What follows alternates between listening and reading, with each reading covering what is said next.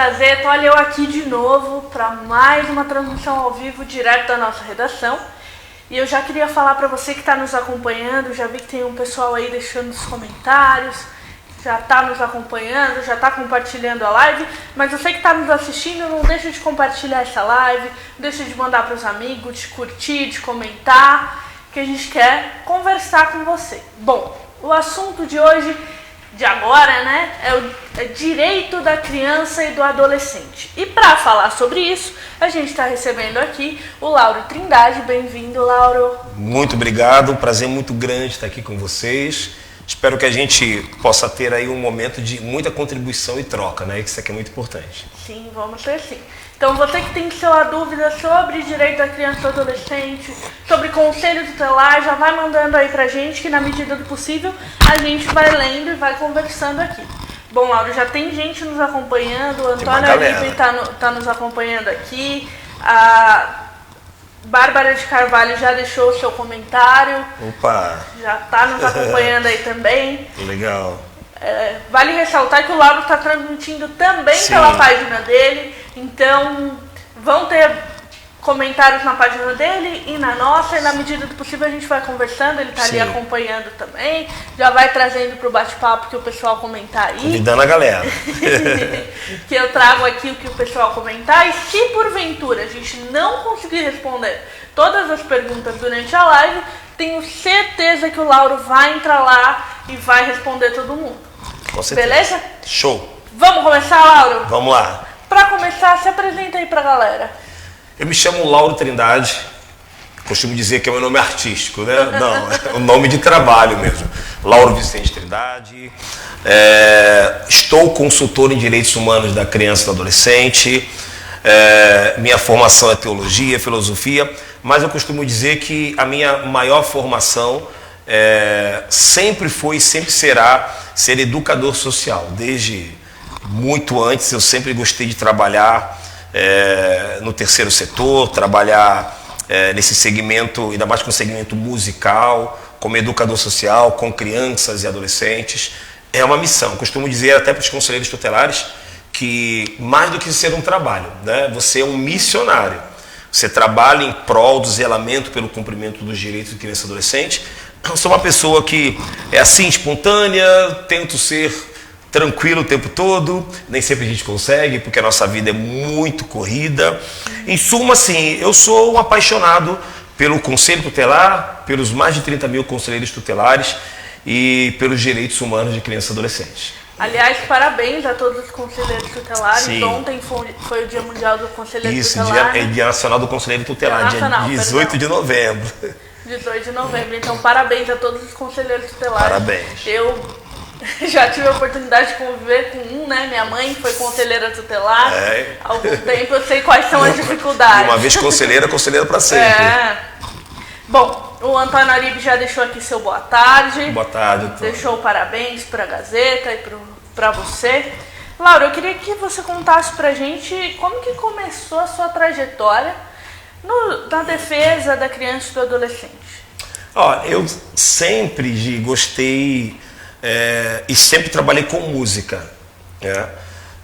Mas a música como um instrumento primeiro de libertação para mim, porque eu sou criado na comunidade da Mangueira, né? Uma comunidade carente lá no Rio de Janeiro, vivi lá muitos anos da minha vida, lá participei de projetos sociais e nesses projetos eu comecei, como grande maioria das crianças carentes em projetos sociais também, aprendendo flauta doce, depois fui aprender canto, os instrumentos de percussão, entre outros e outros e outros. Em determinado momento da minha vida, já trabalhando com música, eu senti a necessidade de transmitir esse conhecimento, mas eu não queria só transmitir o conhecimento da nota musical, da bateria, da percussão, do violão, queria mais do que isso, queria transmitir o conhecimento para o empoderamento. Ainda mais quando a gente fala de crianças e adolescentes carentes, crianças e adolescentes de comunidade, de periferia, negros, enfim, pessoas que já têm de certa forma ou de toda forma uma situação de direitos violados.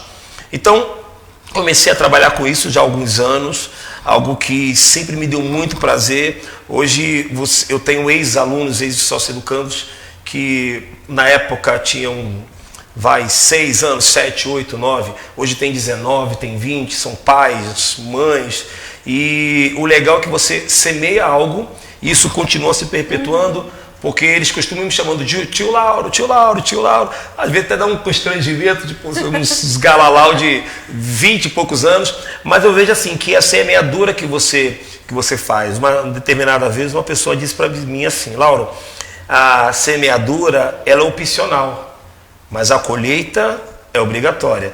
Você pode semear abacaxi, mas você não vai colher batata.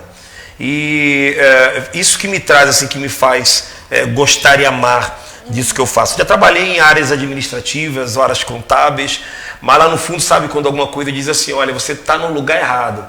Né? Você está fazendo por uma necessidade financeira, mas tem momentos na vida da gente que a gente tem que repensar. Não, eu não quero a necessidade financeira apenas, que é bom ganhar dinheiro, mas eu quero a necessidade de fazer bem para o outro. Não é? E é isso. E você foi conselheiro tutelar também? Isso, fui conselheiro tutelar por 2 mandatos na cidade de Guararema, aqui pertinho, né? Do lado aqui, de Guararema, onde assim, foi uma experiência fantástica.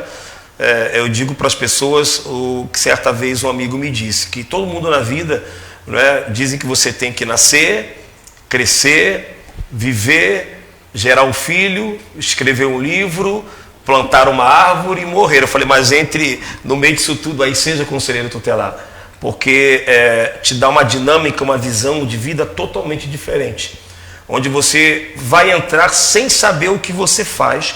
Ao longo do tempo você vai cometer alguns erros, mas depois, quando você sair, um dia todo mundo sai, né? Você vai olhar para trás e vai falar assim, poxa, fiz algo bacana, fiz algo legal, algo que ajudou uma família, ajudou uma pessoa, ajudou uma criança, ajudou uma adolescente. Então assim, eu amo muito. Além de conselheiro tutelar, fui conselheiro de direitos, que é do CMDCA, Conselho Municipal dos Direitos da Criança e do Adolescente, mas o conselho tutelar é a minha grande paixão. Não é? Se eu pudesse, eu nunca teria saído, ficava a vida toda lá. Nós não podemos, né? Hoje sim, porque teve uma mudança da lei, mas entendo que nós precisamos dar passos, né? E tem um momento que você tem que parar e falar, não, agora eu vou para um outro patamar, vou andar um pouquinho, vou contribuir de outra forma. Primeiro eu contribuo no meu município, para depois eu contribuir para fora dele. E foi a partir daí que você se tornou consultor de direito da criança e do adolescente? Isso. Eu já fazia palestras, já fazia capacitações, já tinha momentos assim de diálogos bem bacanas, mas aí, após a saída do conselho, eu decidi, parei um pouquinho, um tempo, me reabastecendo na verdade, porque você ao longo do tempo você acaba vivenciando muita coisa boa, mas você também vivencia muita coisa ruim. Porque quando a gente fala de zelar pelo cumprimento dos direitos de criança e adolescente, a gente está falando sobre qualquer tipo de direito que é violado. E tem violações que deixam você assim sem acreditar que aquilo aconteceu. É necessário você dar uma parada, rever alguns conceitos, rever algumas situações. E depois de um tempo eu comecei a fazer as capacitações, as palestras, as formações. Devagarinho comecei no meu município, em algumas escolas particulares, alguns cursos de escolas municipais, para depois a gente ganhar outros espaços de diálogos, de debates, que é super bacana. E estamos aí na batalha já há uns 3 anos. Oh, bacana. Bom, você que está nos acompanhando, não deixa de deixar seu comentário, de mandar sua pergunta, de interagir aqui com a gente. Tem alguém aí mandando alguma coisa que você quer? Tem, posso dar um alô aqui? Pode. Quero dar um alô. É uma amiga minha aqui, que é difícil falar o nome dela, hein? É Catherine Lima. Dando boa tarde a todos. Meu amigo Lauro Trindade é show. Você que é show, minha querida, você é maravilhosa. Tem a Cleonice Jorge aqui, que é da Bahia. Parabéns, guerreiro. Muito obrigado. Tem a Cleni, boa tarde, Lauro, boa tarde. Catherine novamente. E o pessoal está entrando aqui. Alguns ainda estão comentando muito pouco, mas daqui a pouco a galera vai começar a comentar e vai ser só sucesso. Bacana. A gente vai lendo as perguntas aqui na medida do possível. Sim. Eu estou acompanhando pela página da Gazeta, o Lauro pela página dele. Então, o que foi surgindo de dúvidas, a gente vai inserindo aqui no nosso bate-papo. Então, você que está nos acompanhando, não deixa de deixar seu comentário. Ó, não deixa de deixar, foi ótimo. Opa! Não esquece de deixar seu comentário, de mandar sua pergunta, de conversar aqui com a gente, que a gente tá aqui para fazer um bate-papo bacana com vocês, né? Sim. Laura, eu queria que você explicasse para a galera o que é o ECA, o Estatuto da Criança e do Adolescente. Vamos lá, boa pergunta. O Estatuto da Criança e Adolescente, no dia 13 de julho desse ano, ele completou 29 anos. Né? Ele foi promulgado, criado no ano de 1990. Então, ele, para ser bem claro, né, para a galera compreender o que é o Estatuto, na verdade ele é um compêndio de leis, né, artigos, leis, que eles sintetizam todo tipo de garantia de direitos de crianças e adolescentes. Antes de 1990, a gente não tinha a criança e o adolescente como sujeito de direitos. A criança e o adolescente era tratado como mini adulto. Né? A gente tinha o Código de Menores, a gente tinha todo tipo de violações. Por quê? Entendia-se que a criança e o adolescente não tinha direito a nada, só o superficial, ou melhor dizendo, só o necessário.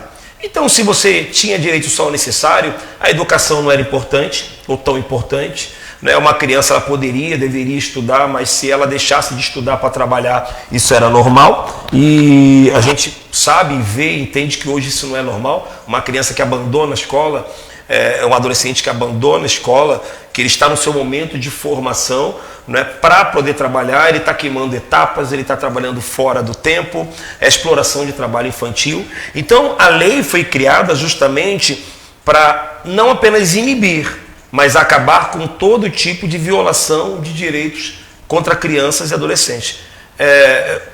No Brasil, o ECA só existe no Brasil, né? São 267 artigos e eu julgo que, assim, que ele é importantíssimo e uma pena que isso não é divulgado dentro das escolas, né? Porque deveria ser divulgado, deveria ser, ou melhor divulgado. Em algumas escolas sim, mas pontua uma coisa ou outra, mas melhor divulgado para o melhor conhecimento, para que todos os atores do que a gente chama de sistema de garantia de direitos, por exemplo, você é uma atriz do sistema de garantia de direitos, eu sou um ator, você no seu trabalho enquanto jornalista, você enquanto sociedade, o próprio artigo 4º do Estatuto da Criança e Adolescente, ele fala que é dever de todos nós zelar pelos direitos fundamentais, saúde, educação, lazer, família, e fala da sociedade.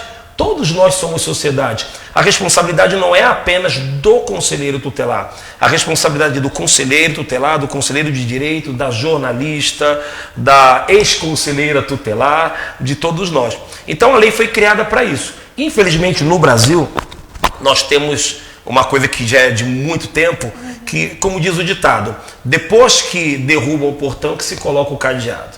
Então, infelizmente, eu entendo que a lei foi criada, bem criada, mas tardiamente. Ela foi criada em 1990, mas se você puxar 1980, 70, 60, o início do século XX, o final do século XIX, ainda mais depois que houve a abolição da escravatura, se a gente puxar na história, né, tem textos antigos que falam que a vadiagem era crime, mas a vadiagem era crime de um adolescente que era negro, que era filho de um ex-escravo, que estava na rua às 10 horas da noite, às 5 horas da tarde, mas era porque ele era negro, era pobre, mas se fosse filho de uma pessoa abastada e rica, não era vadiagem, ele estava ali só no momento dando um passeio.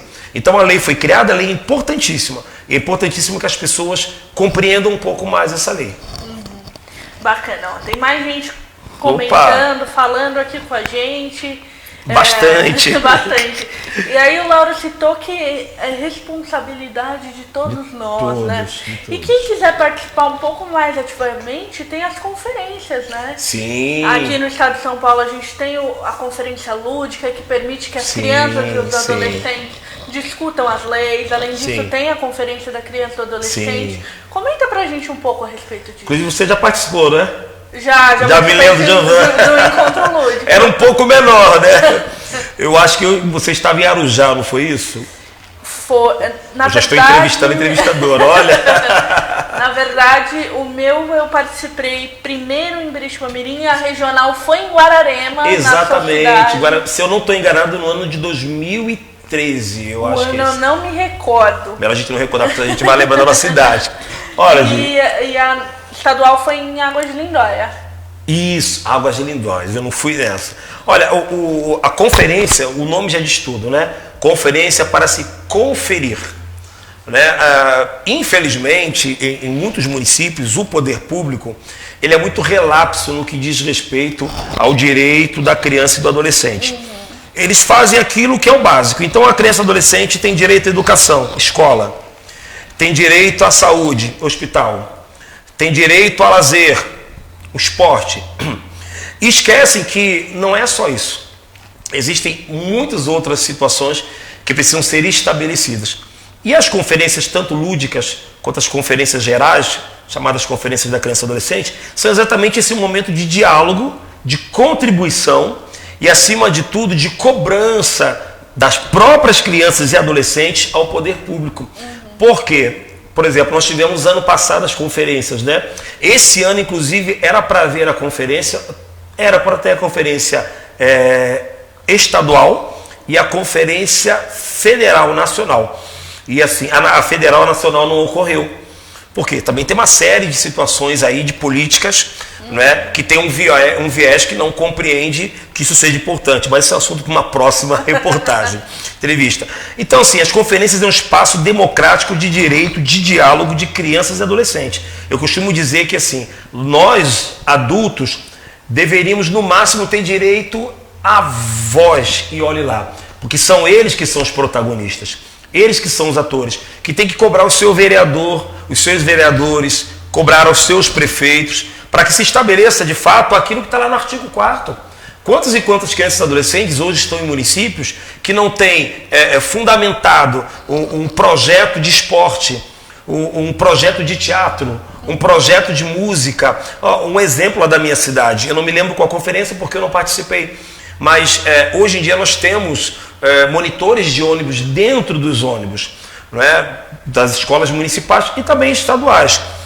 E isso veio de dentro de uma conferência, se eu não estou enganado, eu não estava lá, mas foi da conferência do ano de 2008. Dentro de uma conferência se levantou essa necessidade de que deveriam ter monitores para cuidar, né, zelar pelas crianças e adolescentes dentro do ônibus, e hoje a gente tem estabelecido por lei municipal monitores que não são nem contratados, né? Eles são funcionários públicos concursados.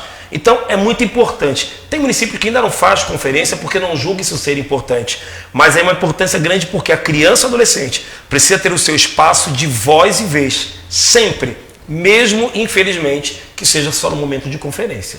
E também é importante que você citou de que essas leis, de que o ECA seja ensinado dentro das escolas, né? Sim, é importantíssimo. A gente tem, eu digo sempre que a gente tem um vácuo muito grande, porque se cobra muito, por exemplo, do conselheiro tutelar e do conselho tutelar que ele faça coisas que não é da atribuição dele, mas seria muito mais minimizado se dentro das escolas, o poder público, as prefeituras, estabelecesse um tempo para o diálogo sobre o Estatuto da Criança e do Adolescente e chamassem mais os conselheiros tutelares para contribuir nesse sentido.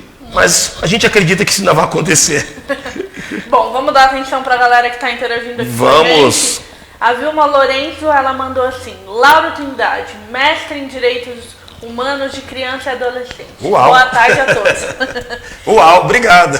E a Silvia Maria também mandou: Lauro Trindade, eterna gratidão. Grato, gente. Tem uma galera aqui também. Vamos lá? Vamos lá, deixa eu ver. Agora tem que voltar. Alessandra Maria, esse cara é 10. Alessandra Maria é lá de Guararema, né? Você é 10, querida. Luciana Rodrigues da Luz, boa tarde, queridos. Boa tarde, Lu. O Si Martins. Meu amigo Lauro, estou aqui no estado do Pará. Tem galera do Brasil todo, hein? Bahia, Bahia. Marília Ribeiro, beijo para você também. Marília também, a Marília é de Mato Grosso do Sul, da cidade de Rochedo. Amo o que faço e tenho aprimorado meus conhecimentos com Lauro Trindade. Parabéns, grato, gente. Vocês são maravilhosos.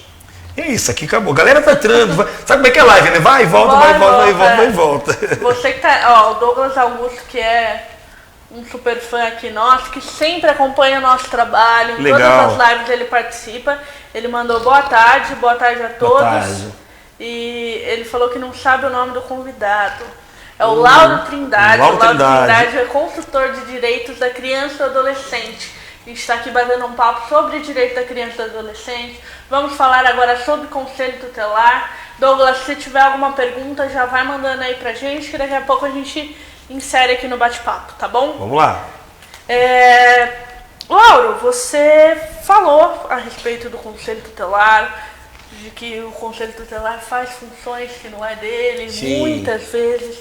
E eu queria que você falasse pra gente o que é o conselho tutelar, o que o ECA estabelece como conselho tutelar e quais são as funções. Tá. Olha, a gente tem alguns artigos no Estatuto que eles são, assim, importantíssimos para o conhecimento da população, dos munícipes, do poder público, mas ainda para o conselheiro tutelar. Eu destaco aqui o artigo 136, inciso 3º, a linha A, que vai falar sobre a ação de requisições. A gente fala do artigo 95, que fala sobre a fiscalização que o conselheiro tutelar faz, entre outros, artigo 98, os agentes violadores, mas eu gosto muito do artigo de número 131. No artigo 131, lá no finalzinho dele, ele fala assim, que o conselho tutelar, e veja bem, ele nunca fala o conselheiro tutelar. Lá no início do artigo 131, voltando, fala que o conselho tutelar é órgão autônomo, permanente, não jurisdicional. Então vamos voltar aí. A autonomia do conselho tutelar está na autonomia das suas deliberações e das suas ações. Onde o colegiado, sempre o colegiado, nunca o conselheiro, ele deve, de todas as formas, deliberar em colegiado, requisitar, aplicar medidas, fazer encaminhamentos. Ele não precisa, por exemplo, pedir autorização a um juiz para poder fazer algum tipo de requisição. Essa é a autonomia dele. A permanência dele significa que uma vez que ele é criado, ele não pode nunca mais ser fechado por nenhum prefeito. Pode trocar o prefeito que for, mas a permanência dele é essa. Não jurisdicional. Tem muita gente que acha que ser não jurisdicional tem a ver com jurisdição, tipo Mogi, Biritiba, Guararema. Não. Não jurisdicional é que ele não é juiz, ele não é promotor, ele não é órgão judiciário. Tá? Mas no finalzinho ele fala assim que ele fala assim que ele foi escolhido pela sociedade, ou seja, por isso que teve a eleição agora, no dia 6 de outubro, em outros municípios como Biritiba, Mirim ainda vão ocorrer, né? Biritiba, Mirim e Ferraz também. E Ferraz, exatamente. E eu acho que tem outro município agora na região que vai ter. Por enquanto, acho que são esses São os dois, né? E tem municípios que nem tiveram, outros municípios que foram cancelados e anulados. O de Ferraz houve a eleição, mas aí, como há uma investigação a respeito de boca de urna e tudo mais, infelizmente. A eleição foi derrubada e está sendo feita uma nova. Então, assim, a sociedade é que escolhe, né? A sociedade que escolhe os conselheiros tutelares. E o artigo 131 na parte final, que eu mais gosto, que diz assim, que ele zela, o conselheiro e o conselho, zela pelo cumprimento dos direitos de criança e adolescente. Há uma enorme diferença entre zelar pelo direito e zelar pelo cumprimento. Vou te dar um exemplo. Você é minha filha, tá? Eu zelo pelo teu direito, tá? O poder público zela pelo teu direito, a escola zela pelo teu direito, a saúde zela pelo teu direito.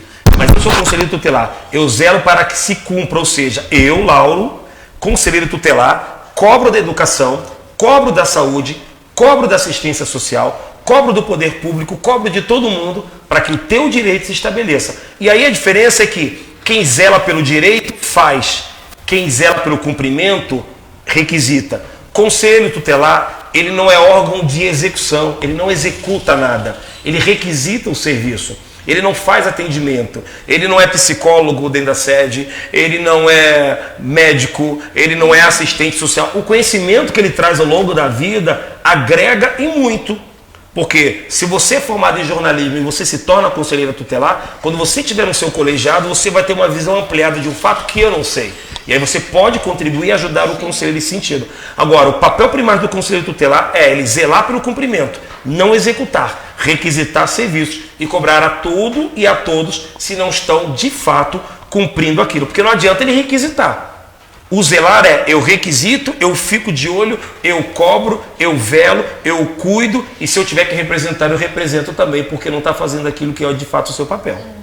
Bacana, você falou a respeito do cumprimento e do zelar pelos direitos da criança e do adolescente e tem muita gente que tem uma ideia errada do conselho tutelar, né? Tem um mito que paira aí de que o conselho pune, de que o conselho tira a criança da mãe. Sim. E, vou chamar o conselho tutelar para você. Tudo chama conselho. Como que você enxerga e o que você faz para desmistificar isso? Eu tenho uma grande amiga que é uma pessoa que sempre foi muito... Eu tenho muitos amigos nesse meio. E assim, Luciano Bettiati, Reinaldo Balbino, Marcelo Nascimento, Vanessa Lopes, Léo, Beth Franca, Sônia Moschetti, Roberto Almeida, enfim. Mas tem uma pessoa que desde o início eu me identifiquei muito com ela. Essas pessoas que eu falei são palestrantes, são formadores, né? E nós não somos concorrentes, nós somos amigos, tá? E tem uma pessoa que eu amo assim demais, que eu sempre me inspirei naquilo que ela faz até hoje, que se chama Maduca Lopes. Maduca Lopes é maravilhosa porque Maduca Lopes vem de experiência de sala de aula como professora e ela traz esse lado lúdico e eu incorporei isso para mim. E a Maduca Lopes tem um livro chamado assim, O Conselho Tutelar Não Faz Nada. Quando você lê a capa desse livro, quando você vê esse livro a primeira vez, você pensa que assim, poxa, está aqui algumas pessoas expondo o conselheiro tutelar. Como assim não faz nada? Mas é a grande verdade, é a gente fazer uma reflexão. Porque para as pessoas o conselho tutelar faz tudo o que elas acham que menos o que de fato ele tem que fazer.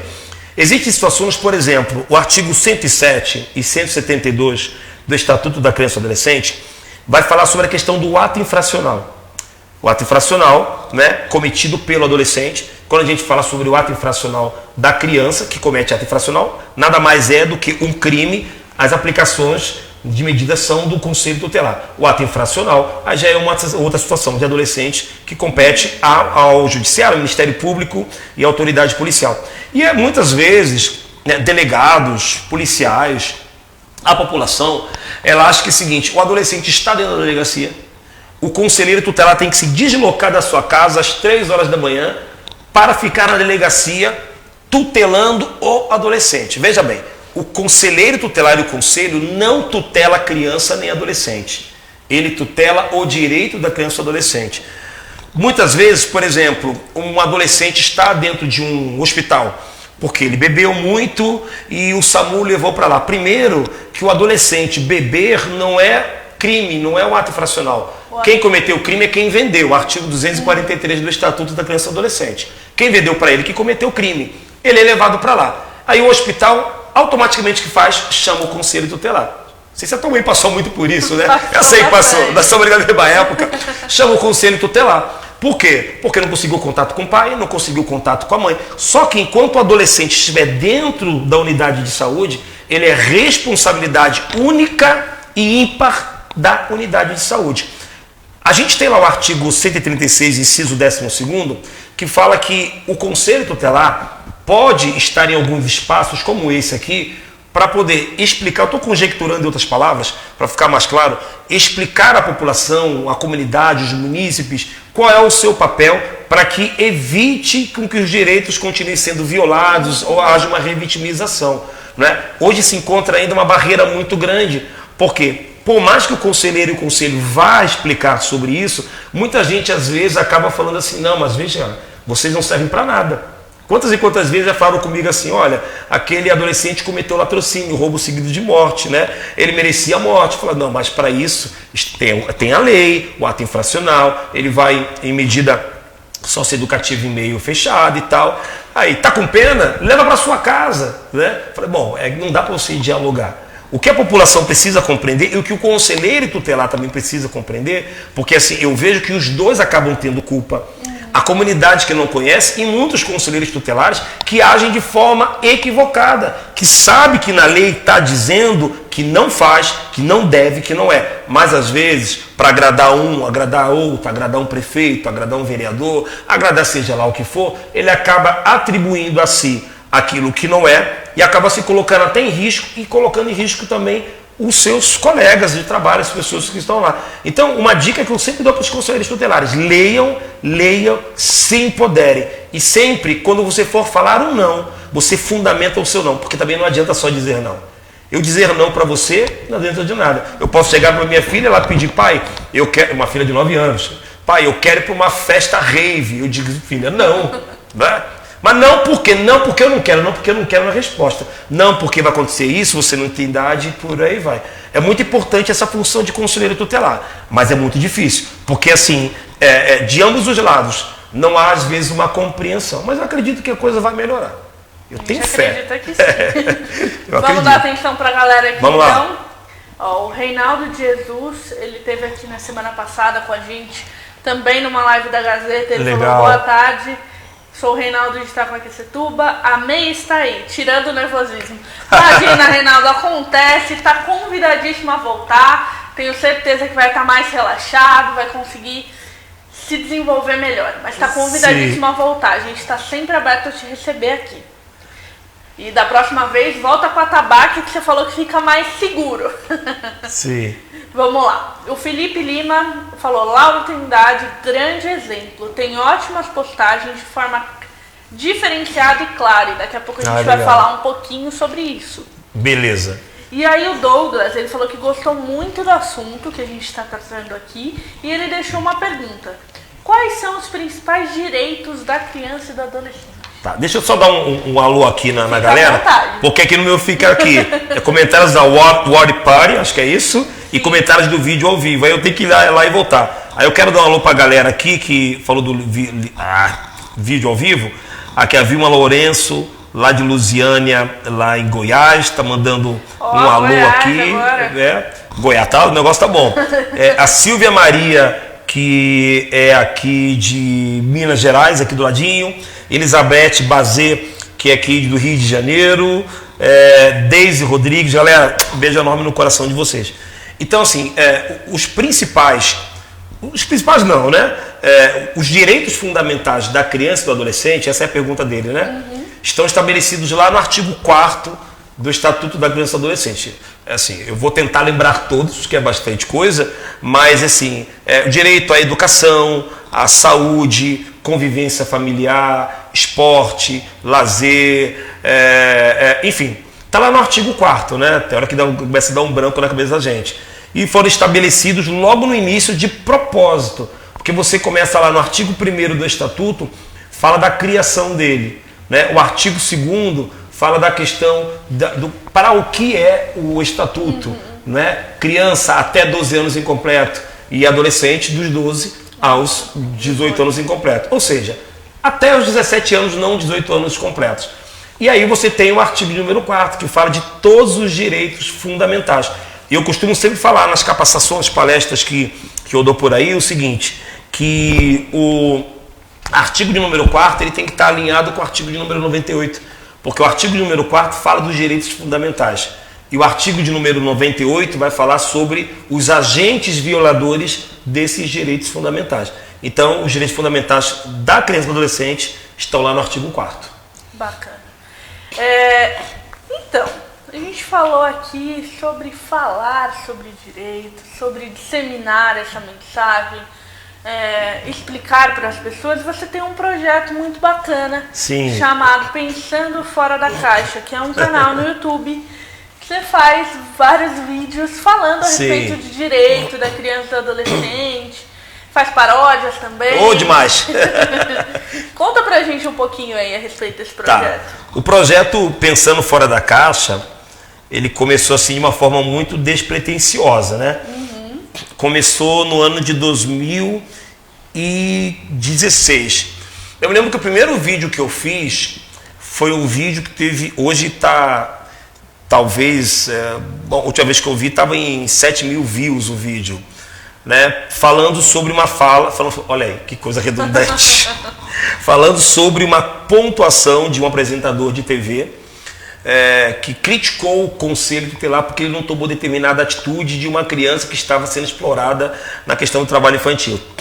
E aí, até então, o canal eu já tinha, que não tinha nome de Pensando Fora da Caixa, era o canal Lauro Trindade, que eu postava coisas, né?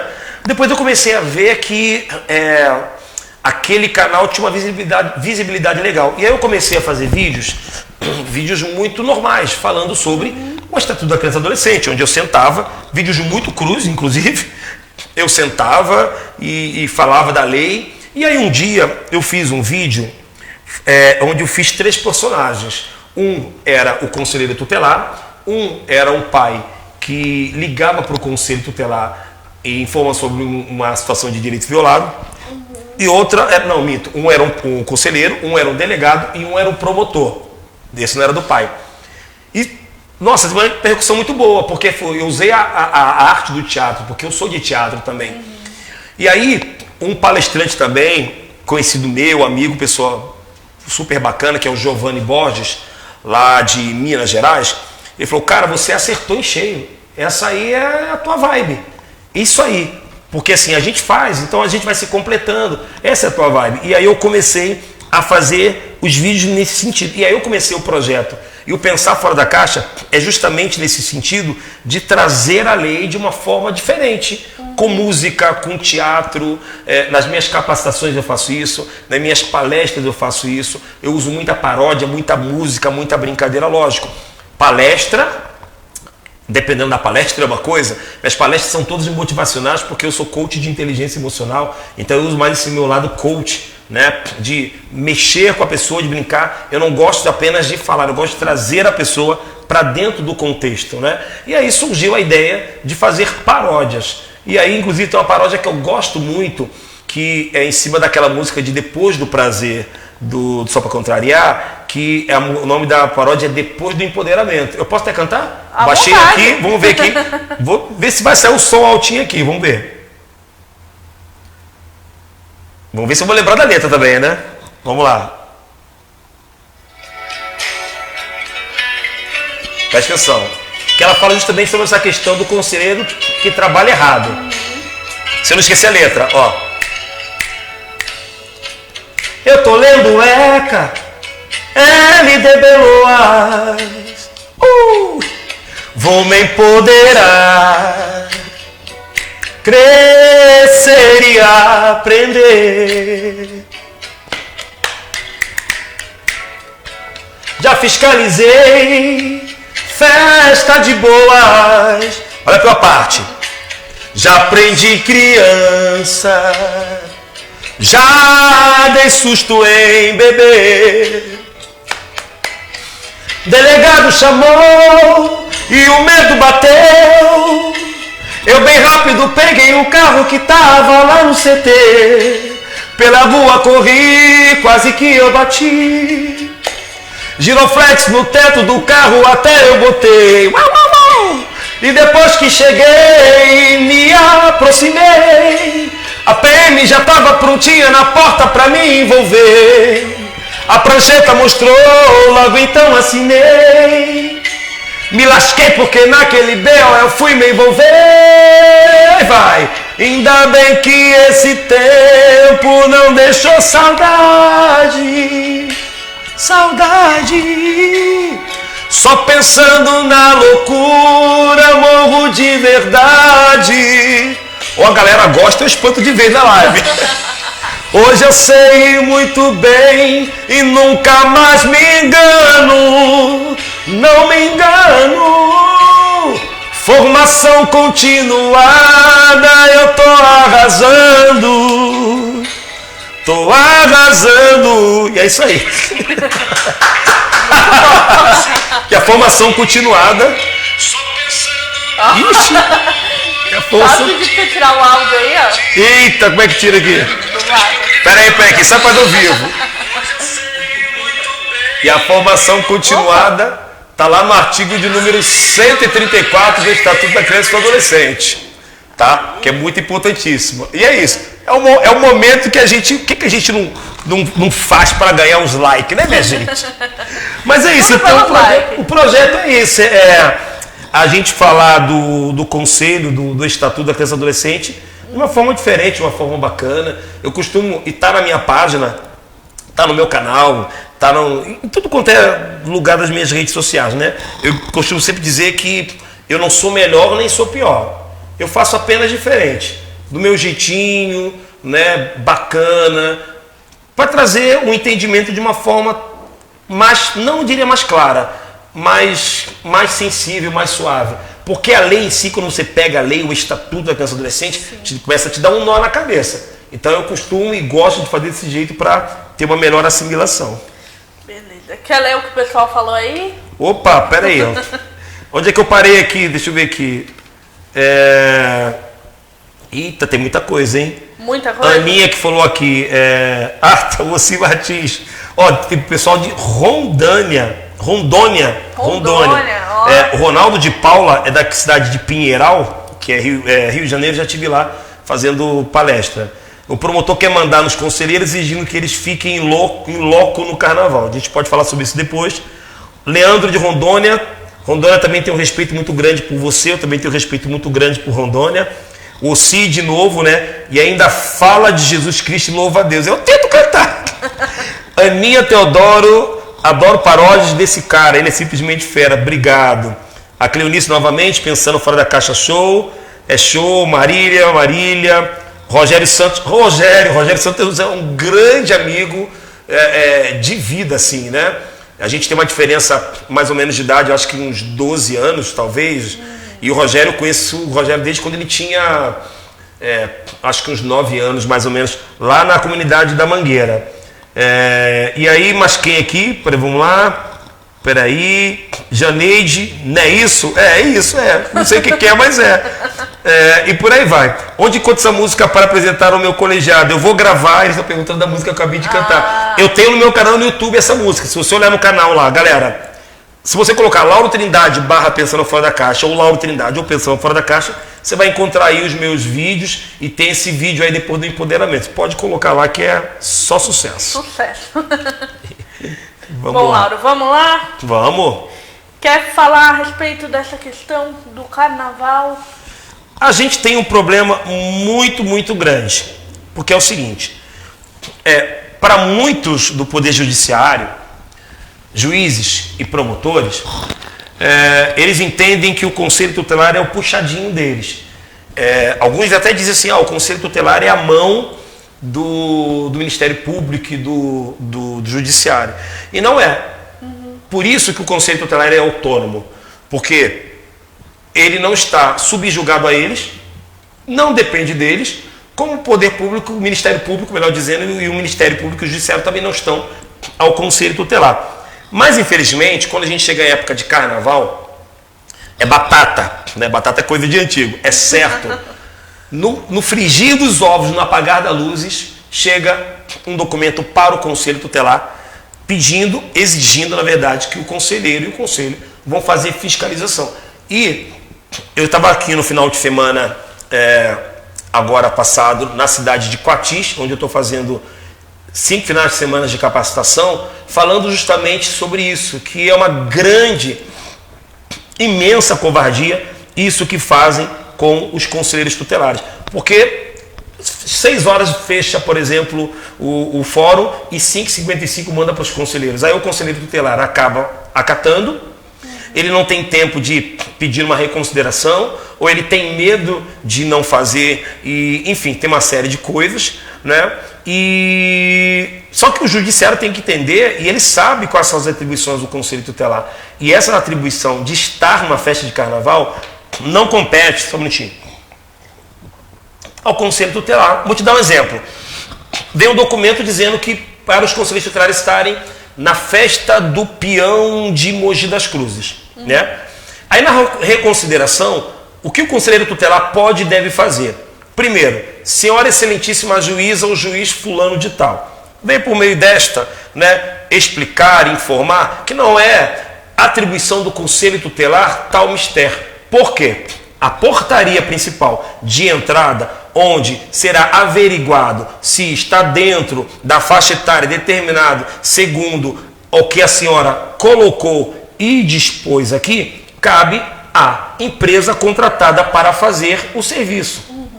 Se existe alguma situação de venda de bebidas a menores de 18 anos, quem tem que fazer a fiscalização do setor, né, ou é o setor de posturas, ou a vigilância sanitária, ou outro setor pertinente. Se esse adolescente bebeu e ele foi levado ao posto médico, quem tem a responsabilidade? O posto médico acionando o SAMU, levando até o hospital. Se houve uma briga dentro do local, a empresa de segurança contratada é que deve inibir, impedir ou tirar os brigões. Se houve uma briga, uma situação externa, é a Polícia Militar que faz ação extensiva. Afinal de contas, o artigo 144 da Constituição Federal determina ali qual é a atribuição da Polícia Militar. Então, eu já delimitei ali para a juíza qual é o papel, que não é o papel do conselho e que é o papel dos outros. O grande problema é que muitas vezes o colegiado ele não consegue entender que sempre existe uma saída, sabe? Não adianta você fazer ele se colocar em risco. Eu sempre me confundo se poções ou poção no Pernambuco. Em Pernambuco, há 4 anos atrás, ou 5 anos atrás, se eu não estou enganado, né? 3 conselheiros tutelares foram assassinados. Você deve lembrar, sua mãe acho que estava no conselho na época, os conselhos da região fecharam. Por quê? Eles foram pegar uma criança que estava com uma pessoa para levar para uma outra pessoa, segundo uma determinação judicial. No meio do caminho, eles foram emboscados e morreram assassinados.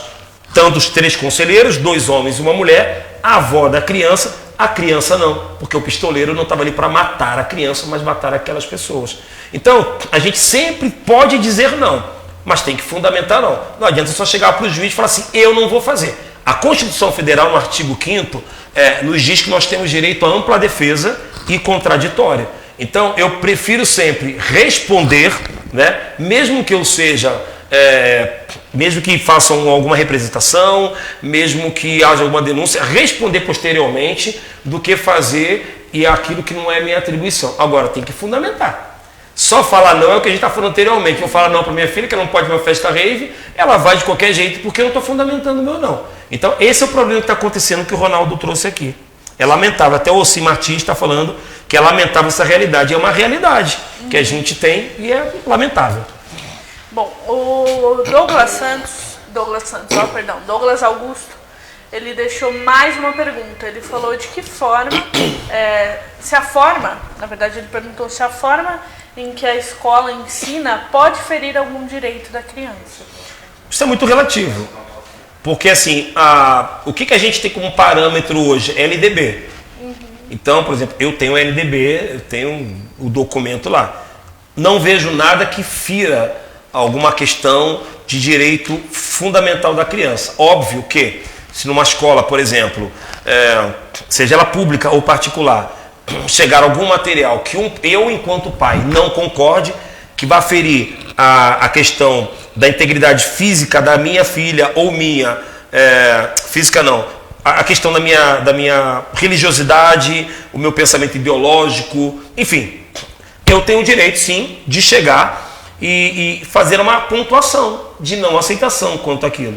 Né? A própria lei, o próprio Estatuto da Criança e Adolescente, lá no seu artigo 53, 54, 55, 56, enfim, ele vai falar sobre isso. Né? Eu posso, e a própria criança e adolescente também podem fazer isso. Não aceito, não quero, e pronto, ponto final. Mas o que dá um embasamento mesmo para esse pai? O artigo número 122, artigo número 22 do Estatuto da Criança e do Adolescente, que ali vai dizer que o pai e a mãe zela, conjecturando, né, pelo direito do seu filho, e ele reclama sobre tudo aquilo que possa agir de errado. O artigo 1634, se eu não salvo engano, do Código Civil também fala sobre isso. A gente usa mais o 22 do ECA porque é mais próprio, né, mais próximo da gente. Então, se qualquer pai, qualquer mãe entender, ver no caderno, né, de que o seu filho está aprendendo alguma coisa que vá ferir aquilo que ele acredita, ele tem todo o direito de pontuar e reclamar. Agora, se isso vai trazer uma mudança, se ele vai lograr êxito ou não, aí a gente não tem como determinar e dizer de fato. Pelo que a gente acompanha hoje, a princípio está tudo tranquilo. né? Mas é aquela situação que está tranquilo para mim, não necessariamente vai estar tranquilo para você. Sim, legal. Bom, a gente falou sobre conselheiros tutelares, falou sobre funções e tudo mais. A gente citou aqui que terão eleições em 2 cidades aqui da nossa região. Sim. Inclusive a de Biritiba-Mirim no próximo domingo. Domingo agora, né? Isso. E a de Ferraz de Vasconcelos, salvo engano, no dia 1º de dezembro. Sim. Então eu queria que você comentasse a respeito de como você enxerga e qual a importância, na sua opinião, dessas eleições populares. Que a população pode escolher o conselheiro tutelar. Sim. Isso é uma lei recente, né? Antigamente quem votava eram os usuários do serviço, digamos assim. Sim, até a gente teve uma... Perdão, gente, um pouquinho d'água. Tem hora que dá aqui um... Fica à vontade. A gente teve uma lei que a gente chama de lei de adequação, que é a lei 12.696, que é do ano de 2012. E essa lei, ela foi criada para trazer parâmetros, por quê? Antigamente, antes dessa lei, antes da eleição de 2015, que é a eleição unificada, mas na grande verdade, o que foi unificado não foi a eleição, o processo de escolha, mas foi unificado o dia, da eleição, que é o dia 6 de outubro. E mesmo assim não funciona. Você vai ver que Biritiba vai ter agora, Ferraz de Vasconcelos e depois. Então, antes da lei de adequação, que não trouxe só apenas a questão da eleição, do dia da eleição, mas parâmetros para os conselheiros tutelares, como, por exemplo, a gratificação natalina, que é o 13º, direito às férias, né, licença maternidade, licença paternidade, cada um fazia de um jeito diferente. Existiam, sim, eleições, né, porque a eleição, é bom que se deixe bem claro, processo de escolha, né, a eleição é uma parte do processo de escolha. É o ato de escolher, de eleger naquele dia lá. Então haviam eleições e haviam escolhas que eram por entidades, né? Era um banzé, na verdade. Inclusive, hoje eu estava lendo, um amigo meu mandou para mim, lá no Rio Grande do Sul, né, existem alguns municípios que eles fizeram por escolhas de entidades. E aí o Ministério Público, quem se sentiu prejudicado, já entrou com ação pertinente a isso e está sendo anulado ou será anulado. Porque a lei declara que tem que ter o processo de escolha e a eleição. E o artigo 131 fala que quem escolhe os conselheiros tutelares é a comunidade. Vai falar, escolhidos pela comunidade, pela sociedade. Então, é importantíssimo que as pessoas sempre entendam que, primeiro, a eleição ela não é obrigatória. Então, facultativo. Eu vou, se eu quiser, se eu não vou, eu não faço e tal. Mas é importantíssima a participação dos munícipes para amanhã ou depois poder cobrar dos conselheiros tutelares. Cobrar de forma ordeira. Cobrar o quê? Olha, você não está fazendo o seu trabalho dentro daquilo que está lá no artigo 131, 136. É uma coisa. Agora, fala assim, olha, você não está andando atrás do meu filho, ou da minha filha, ou de seja lá quem, que fugiu, que evadiu, que está cabulando aula. Aí já não é papel do Conselho Tutelar, aí é papel do poder público. Papel do pai, da mãe, do responsável, da delegacia de polícia e por aí vai. Então, hoje, a gente entende que assim, quando você tem uma eleição, uma escolha que é por entidade, você tem uma perda muito grande. Porque são os munícipes que têm que escolher. Não é? Mesmo com todas as situações que ocorreram, e não foram poucas, a palavra certa é falcatruas, compra de votos, né? Pessoas fazendo transporte irregular. Bom, a gente tem aqui no nosso, como você colocou, na nossa região, situação aqui, eu poderia falar para você inúmeros municípios que isso aconteceram, que teve anulação, cancelamento, mesmo assim, né, com uma mudança que a gente prospecta aí mais ou menos de uns 80% de novos conselheiros tutelares, mas eu ainda defendo que assim, a escolha ela tem que ser popular. O processo, ele tem vícios, tá? Infelizmente. Ele tem vícios por quê? Por quem realiza o processo, que é o Conselho de Direito. Não é? Eu não estou dizendo que os conselheiros de direito todos eles são mal intencionados. Eu fui conselheiro de direito. Eu não tive a possibilidade na época de participar de um processo de escolha. Mas fui conselheiro de direito e assim, eu via o quanto a gente se entregava para fazer o melhor. Mas infelizmente existem conselheiros de direito que são viciados. Infelizmente hoje, a grande realidade que a gente tem é a seguinte: Para você galgar um espaço de estar conselheiro tutelar, você precisa de um apoio. Infelizmente é um apoio político. Onde você acaba ficando na mão de alguém. Por quê? O vereador, o deputado, seja lá quem for, ou o apoio religioso também. Hoje a gente teve até esse ano a gente teve até uma situação que ela é muito parelha, porque houve uma questão do apoio religioso com o apoio político. Você acaba ficando na mão. Porque amanhã depois o vereador, ou o pastor, ou o padre, ou o babalorixá, ou seja lá que for, vai te cobrar essa conta. Olha, vem cá, eu te apoiei aqui, eu estou numa situação com uma criança aqui, você tem que passar panos quentes e você vai acabar passando. Olha, eu te apoiei aqui e agora você tem que correr voto para mim. Todo mundo que votou vai ter que votar, você acaba ficando na mão. Então não dá, o conselho e o conselheiro tutelar não foram criados para isso, para ficar na mão das pessoas. Foi criado para ele ter autonomia das suas ações. Não autonomia administrativa, é bom que se coloque, porque tem muito conselheiro que confunde isso. Porque o próprio artigo 132 diz que o conselho tutelar é órgão integrante da administração pública local. O conselho tutelar, ele é ligado à prefeitura. Né? Geralmente ele é ligado diretamente a uma assistência social à cidadania, né? Que está ligado à prefeitura. Então eu sempre digo, quem é que paga o dinheiro, o salário de vocês? Prefeitura. Quem é que bota a gasolina no carro? Muitas vezes não coloca, mas deveria. Prefeitura. Quem é que mantém o prédio? A prefeitura. Autonomia administrativa não tem.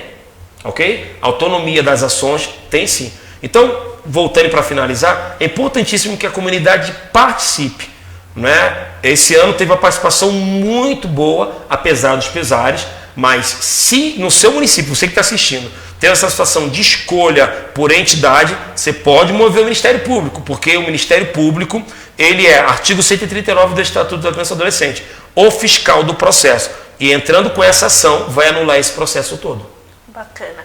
Bom, e essa cidade que ainda terão eleições como Duritiba Mirim, que dica que você dá, quais características a pessoa que vai votar deve observar num futuro conselheiro tutelar? Se ele começar a prometer coisa que não está no estatuto, sai fora. Porque primeiro que o conselheiro tutelar não tem que prometer nada. Se ele for prometer alguma coisa, é prometer que ele vai cumprir o que está na lei. Ok? Se você é de Biritiba, Ferraz de Vasconcelos, ou qualquer município que tiver pelo Brasil, se um candidato chegar para você e falar assim, olha, eu prometo que se eu for eleito, eu vou dar cesta básica lá dentro do conselho tutelar. Primeiro que o conselho tutelar não é assistência social. Segundo que assistência social não é assistencialismo. Então, primeiro que esse candidato tem que conhecer a lei orgânica da assistência social. No seu artigo 1º, no seu artigo 2º, que vai dizer o que é assistência social. Ela é não contributiva e para todos que dela necessitam. Então, se o cara começa a prometer muita coisa, então não vale a pena, você tem que sair fora disso. Ele tem que falar assim para você, olha, eu vou entrar no conselho tutelar, porque é muito mais digno ele falar assim, Gi, vou entrar no conselho tutelar, não sei nem o que eu vou fazer. Não conheço. Eu estou com a cabeça fervilhando de um monte de coisa, mas eu estou pronto para poder mudar os meus parâmetros e fazer o que a lei determina, o que está na lei 8.069, que é o Estatuto da Criança e do Adolescente. Agora, se ele está prometendo um monte de coisa, não vale a pena, não vote. Se te der prometer dinheiro, é o problema que a gente está tendo aí, lá em Ferraz de Vasconcelos. Compra de votos, uma série de coisas aí. Né? Se está te prometendo dinheiro, se está te prometendo carona, se está te prometendo um benefício, então não serve para ser conselheiro tutelar. Porque amanhã ou depois, primeiro, que ele vai prometer para tanta coisa, para tanta gente, que ele não vai conseguir, jamais, em hipótese alguma, cumprir o que ele está prometendo. E segundo, que não é o papel do conselheiro tutelar. Torna a dizer o que a gente falou no início, né? O conselheiro tutelar, ele não executa nada. Ele requisita os serviços para que alguém execute. Essa é a dica que eu posso deixar para vocês. A mais importante.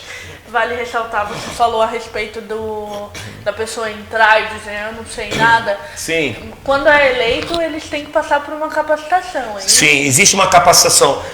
Durante o processo, muitos conselheiros fazem, antes da eleição, fazem uma capacitação obrigatória e depois da eleição fazem logo de imediato uma capacitação. Por exemplo, eu estou fazendo capacitações agora, até o final do ano estou aí com várias capacitações para conselheiros tutelares que foram escolhidos, eleitos agora. Né? Muitos municípios fazem depois do dia 10 de janeiro, porque a posse é no dia 10 de janeiro, está determinado lá na lei. Outros fazem um pouco mais, tem outros que não fazem. Tem outros que fazem uma vez uma capacitação para o conselheiro e tipo se vira e você vê o que você vai fazer. depois. Mas assim, a capacitação ela é obrigatória porque está lá declarado no artigo 134, parágrafo único, da formação continuada. Formação continuada é a capacitação. E o nome diz formação continuada. É você começar a aprender ad eterno. Enquanto estiver no conselho tutelar, você está aprendendo. Bacana. Toda vez que a gente... Laura, vamos falar um pouco de polêmica? Vamos. Oh, Toda meu vez Deus. que a gente fala em direito da criança e do adolescente, Sim. em conselho tutelar, o pessoal automaticamente vai para uma questão de redução da maioridade penal. Entendi. O pessoal fala, é ato infracional, mas o que tem a ver ato infracional? Cometeu crime, tem que ser preso, tem que pagar cadeia igual todo mundo e não sei o quê. Queria saber o que você pensa a respeito disso. Bom, primeiro, para deixar bem claro, né, eu sou absolutamente contra a questão da redução da maioridade penal. Por quê? Não adianta, aquilo que eu falei antes, né? Não adianta você tentar colocar o gateado sem portão. A questão da redução da maioridade, ela só vai fazer o seguinte: você vai pegar vários adolescentes, aqui foi atribuído o ato infracional, vai colocá-los dentro de um presídio com outras pessoas, outros adultos, e a gente sabe, a gente acompanha muito bem de que o cárcere no Brasil, né, o sistema penitenciário, ele não funciona. Ele não reeduca nem socializa ninguém. Esse adolescente que hoje cometeu um ato infracional, um crime, amanhã ele vai entrar para um crime organizado, né?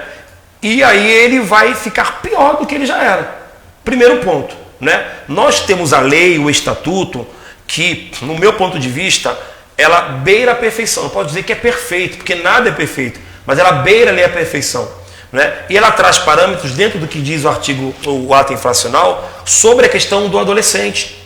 O adolescente, sim, ele ficará lá durante 3 anos na medida socioeducativa. O adolescente na medida socioeducativa, ele vai ter que estudar, ele vai ter que fazer curso, ele vai ter que acordar cedo, ele vai dormir no horário, ele tem uma regra. Na unidade prisional ele não tem isso. Na unidade prisional ele está suscetível a uma série de situações que vão torná-lo uma pessoa pior. Hoje em dia, por exemplo, eu falo muito para as pessoas, você tem saidinha na unidade prisional, saidinha de Natal, saidinha de Dia das Mães. A Suzana Richthofen, falei isso na semana passada com os conselheiros na capacitação.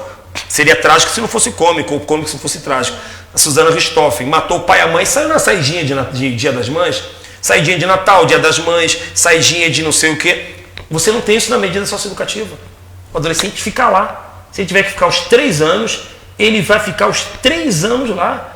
Então, assim, e socializa assim. Agora, não dá, e as pessoas têm que compreender, para a gente salvar o mundo. O conselheiro tutelar não trabalha no ato infracional. Se o adolescente cometeu ou lhe atribuiu o ato infracional, quem trabalha nisso é a autoridade policial competente.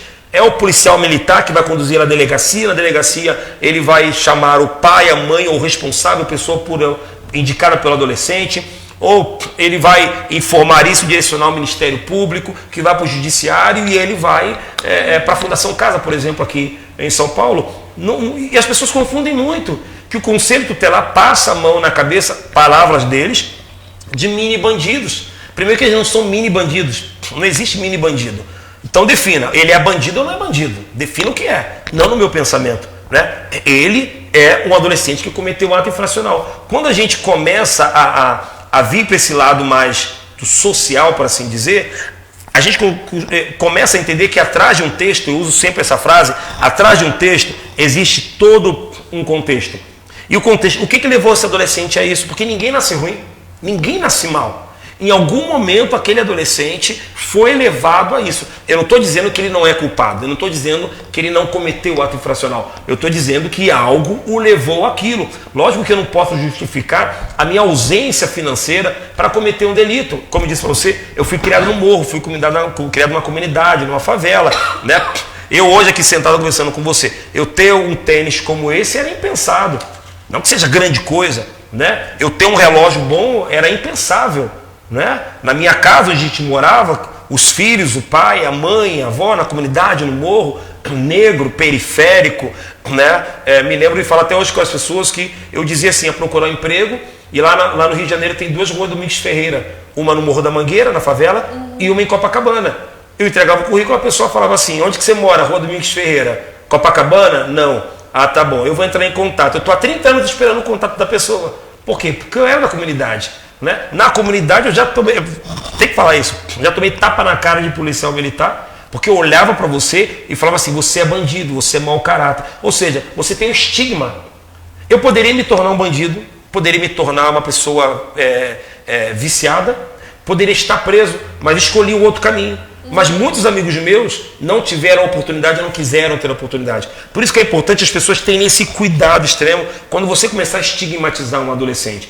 Porque a redução da maioridade penal não vai adiantar. Hoje você baixa para 16, depois para 14, depois a criança está nascendo do ventre e já está indo. Porque a mãe cometeu o crime, está no sistema prisional e a criança já nasceu assim. Sabe o que vai acontecer, gente? É a mesma coisa da escravidão. Hoje já tem até criança presa, né? Porque Sim, nasce dentro da prisão e fica lá com a mãe. A escravidão, o que ela era? Você poderia ser filho se você... A escravidão era de ventre. Entendeu? Se você nasceu num ventre negro, mesmo que você nascesse branca, você era escrava. É a mesma coisa que vai acontecer, né? A mãe, a criança nasceu, como você bem colocou, nasceu dentro do presídio, a criança já é estigmatizada. E nossas crianças e adolescentes levam esse estigma para a vida toda, porque saem do sistema prisional e vão para onde? Vão para um acolhimento. E ela no acolhimento, quando ela vai para a escola, quando ela vai para um projeto social, as pessoas falam assim, olha a criança do abrigo, olha o adolescente do abrigo, perdeu a identidade. Olha a criança e o adolescente do abrigo. Então assim, a redução da maioridade penal não é a solução para o problema. A solução para o problema não é atacar a consequência, mas criar subsídios e situações para que isso não ocorra, porque a lei está aí. Se não funciona para as unidades prisionais, para Bangu 1, para Tremembé, para Pedrinhas no Maranhão, seja lá o que for, não vai funcionar também para os presídios que vão construir, que não vão construir coisa nenhuma para os adolescentes, né?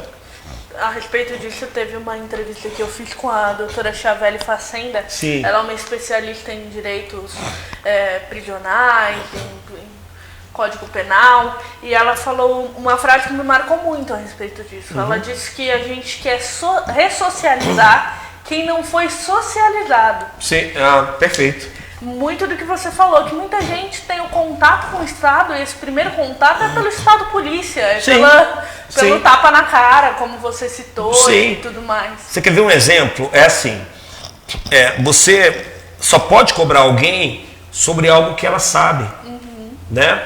Então, os indígenas, né? Porque nós todos somos estrangeiros nessa terra.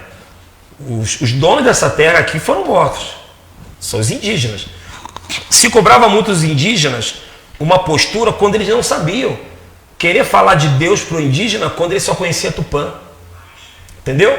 Então é a mesma coisa que a gente tem hoje, que você trouxe aí. Eu não posso tentar mudar alguém que não foi socializado, que não conhece. A minha realidade, enquanto morador do Morro da Mangueira, enquanto favelado, porque eu sempre digo o seguinte, favelado é um estado de espírito. Morar na favela é uma condição momentânea social. E eu fui favelado uma época, depois eu entendi, não. Eu estou morando na favela, eu não sou favelado. Então, a pessoa te estigmatiza pelo que você é, pelo que você veste, pelo que você tem. Ainda mais hoje. Hoje, Lavoisier certa vez disse que todo mundo no futuro teria 15 minutos de fama. Então hoje a fama é caneta azul, azul caneta, caneta azul, por aí vai. Então hoje a galera quer isso. Mas por quê? Porque ele entende assim, poxa, eu vejo o meu herói. Quem é o teu herói hoje? O meu herói hoje é o Neymar. O meu herói hoje, quem é? É o MC, não posso falar o nome. Eu falei do Neymar, MC Gui, MC Guimê, sei lá, tá. Legal, respeita a tua opinião. Mas, como dizia Cazuza, os meus heróis morreram de overdose. E os meus inimigos estão no poder. Ideologia, eu quero uma para viver. E é assim. Bacana. A gente está caminhando aqui para o final da entrevista. Quer saudar o pessoal aí? Quer ler os comentários? Vou ler aqui os finalzinhos. Espera aqui, vamos aqui. Carlito, meu amigo, aqui tive problema com a polícia por não atender esses casos, a ponto do comandante enviar ofício para o juiz exigir que a prefeitura exija que o CT faça esse atendimento. Buritizeiro, Minas Gerais. Acontece muito, né? A prefeitura, ela acha que o conselheiro tem que fazer uma coisa, ele responde, não faz, representa o conselho tutelar no judiciário. Ao judiciário vai e determina para o conselheiro fazer. Aí ele não faz, ao judiciário envia para o Ministério Público abre uma representação ou solicita ao CMDCA e o conselheiro tutelar, infelizmente, até é exonerado.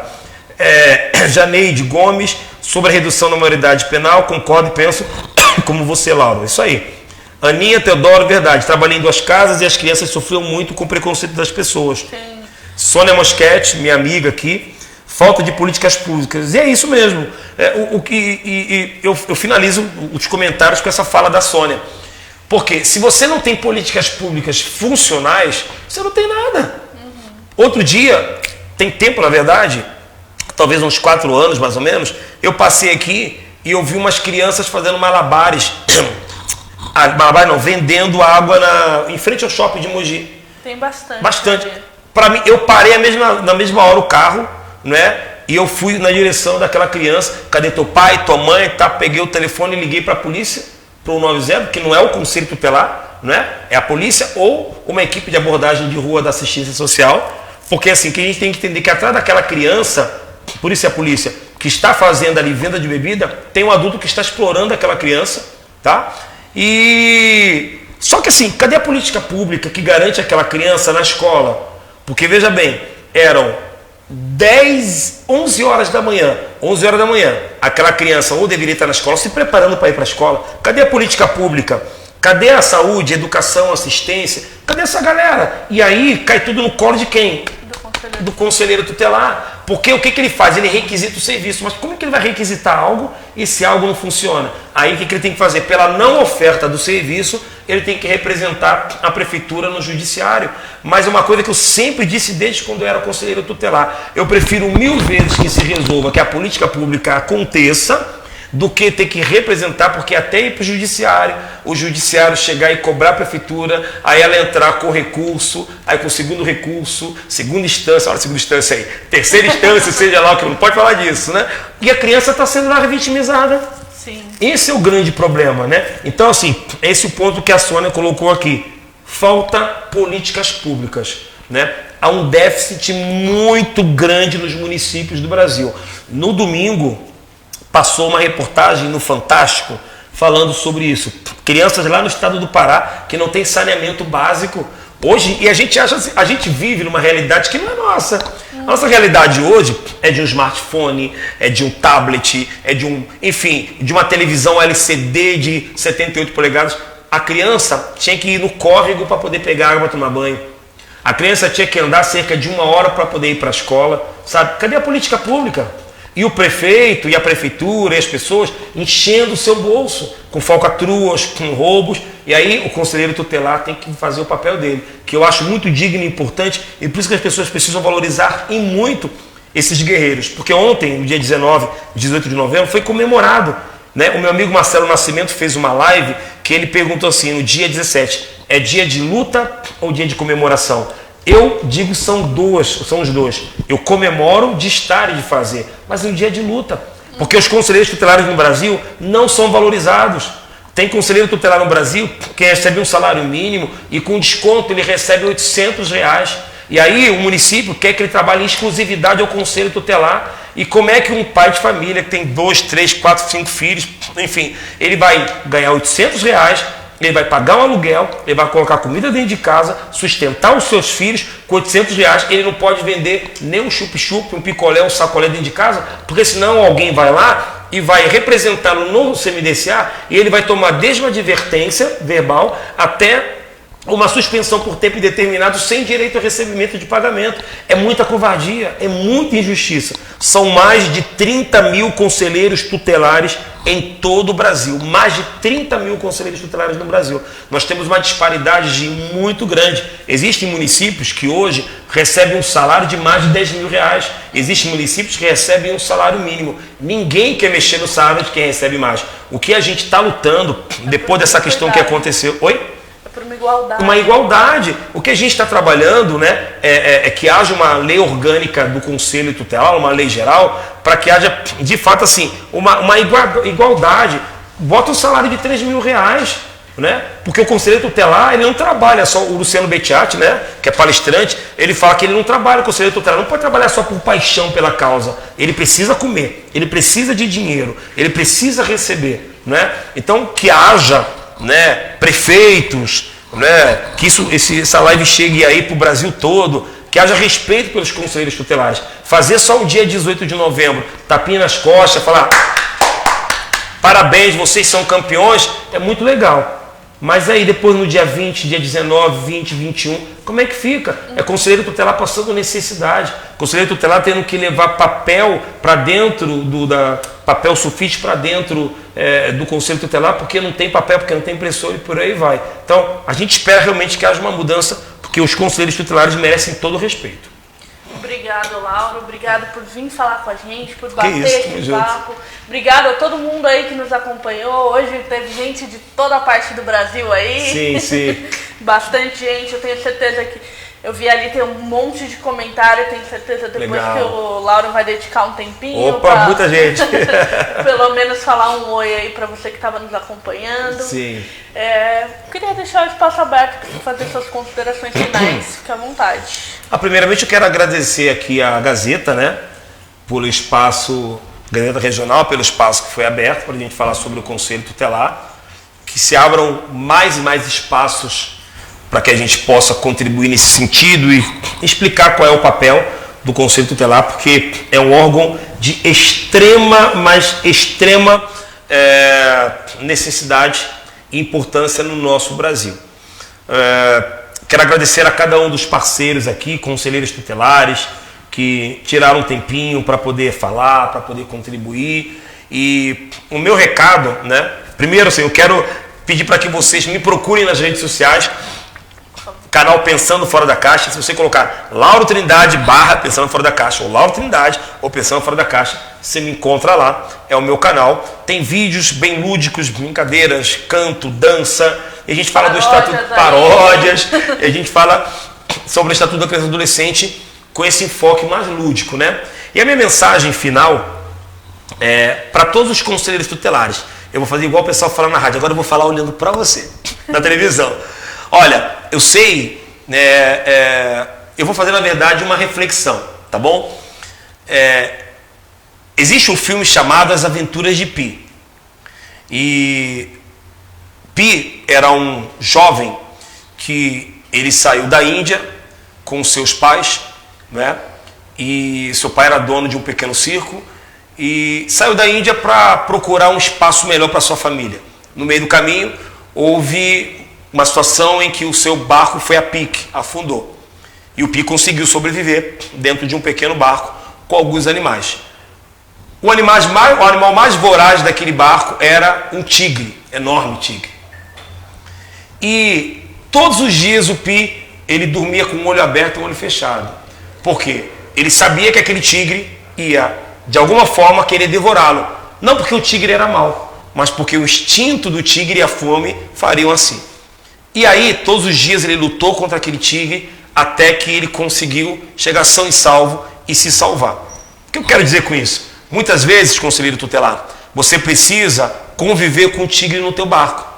Porque o que te faz crescer, te faz amadurecer, te faz ser melhor, te faz galgar outros espaços, é o tigre que colocam no teu barco. É a dificuldade.